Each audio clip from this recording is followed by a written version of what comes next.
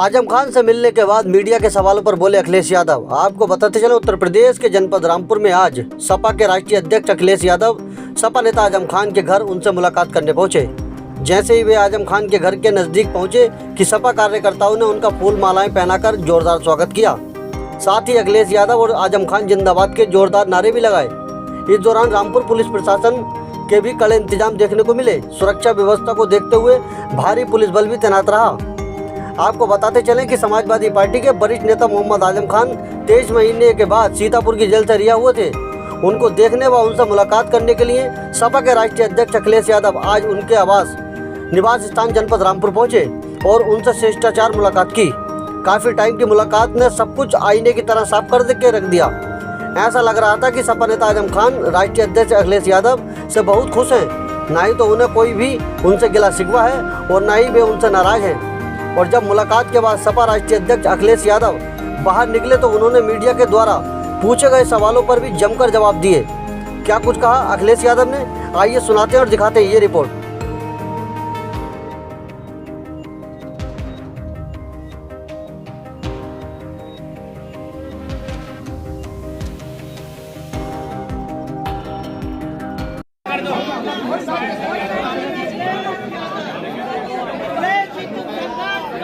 हम तुम्हारे साथ हैं, हम तुम्हारे साथ हैं। मोहम्मद आजम खान, आजम खान, इंकलाब,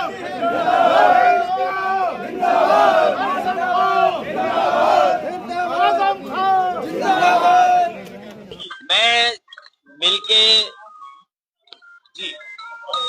मिलने में आया हूँ। मैं जेल मिलने नहीं पहुँच पाया था। मैं आज अभी आपसे बैठ कर के स्वास्थ्य को लेकर के और उनका हालचाल ले रहा हूँ। और आदरणीय आजम खान साहब वो बहुत पुराने नेता हैं। पुराने नेताओं की बात ही कुछ और है, पुराने लोगों की बात ही कुछ और होती है। ये हमारी पार्टी के दरख्त हैं।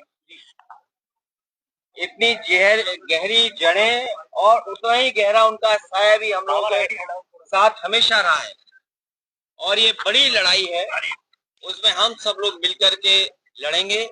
उनका स्वास्थ्य अच्छा हो, उन्हें न्याय मिले और शायद देश के इतिहास में और पॉलिटिकल कैरियर के इतिहास में पता नहीं भारतीय जनता पार्टी कौन सा गिनीज वर्ल्ड रिकॉर्ड बनाना चाहती है।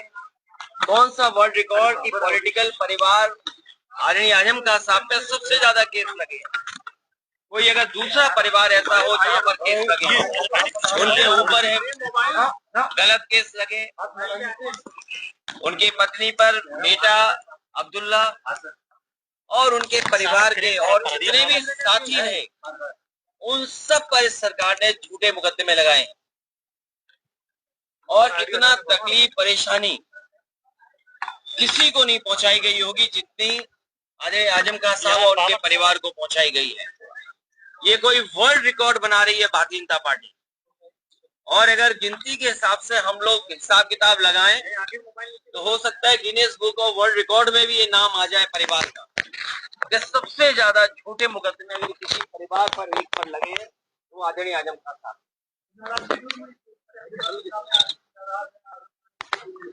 मैंने आपसे कहा कि पुराने लोग, पुराने समाजवादी जो नेताजी के साथ है और जो नेताजी के साथ है, उनकी बात ही अलग होती है।